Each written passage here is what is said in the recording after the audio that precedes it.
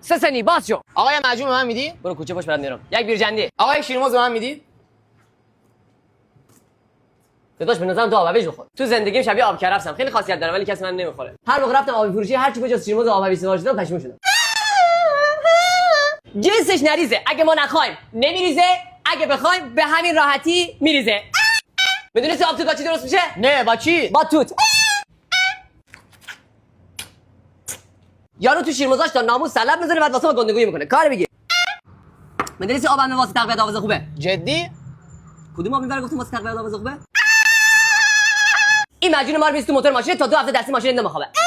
میدونی شیرموز چه ویتامینی داره؟ نه چه ویتامینی داره؟ ویتامین شین میم. گول به هموطن تو رو به چالش دعوت میکنم. اگه تونستی اینو تو 4 ثانیه بخوری به 10000 تومن میدم. میدونی مجون ما معلول شفا داده؟ جدی؟ نه. داداش بیاری بار ما رو دیگه بین هاشمی 31 و 33 واسیدم جلو مغازمان. ویتامین علیرضا سنباد سابق. توش موز.